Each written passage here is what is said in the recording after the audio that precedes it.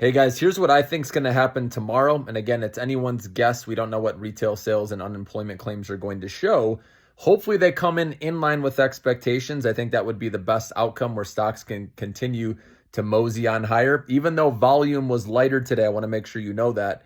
And also, the RSI is above 70 slightly. Now, stocks can remain elevated with RSI, again, relative strength index, but it's not in oversold conditions when I was really pounding the table to buy stocks. Now we're back to 70 and we have these reports tomorrow. So we really need to clear through these.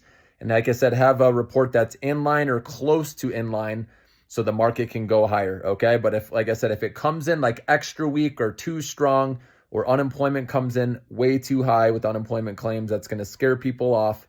Or if it comes in much too weak, right, then they're like, oh, does the Fed really need to cut interest rates? So that's why somewhere around in line, guys, will be the best. But like I said, we've had a nice rally. I'm curious to see what happens tomorrow. It's going to be a big day because if we can have a solid report where it's in line and stocks go up, then there's nothing on Friday really or till Monday, even through Monday next week where we can make some money. And we also have Applied Materials earnings report tomorrow after market close. So if they can beat and raise, that can get semiconductor stocks going, these AI stocks moving again. And then these mega caps maybe can get going, which brings up, the rest of the indexes with it. But obviously there's some antitrust scrutiny going on, Google. This is what happens, remember, every couple of years or so, right? Where the antitrust regulators come after these big dogs to get paid their money. They get paid and then they leave them alone for another year or two and then it comes back again. So that's just part of it. You're going to have to deal with that, dealing with these huge companies. Even NVIDIA is going to have more of this scrutiny and regulators, coming for them. So plan on that moving forward. But like I said, we're getting closer and closer, and NVIDIA's earnings report August 28th.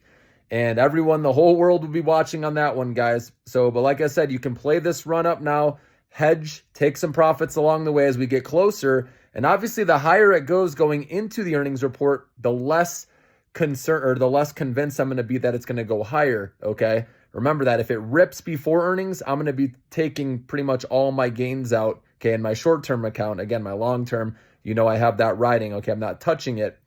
But the short-term account, I will be hedging, reducing my position down if it keeps rallying into the report, because then I believe there'll be less upside. But again, if they absolutely crush, beat, and raise, I still think it can go higher.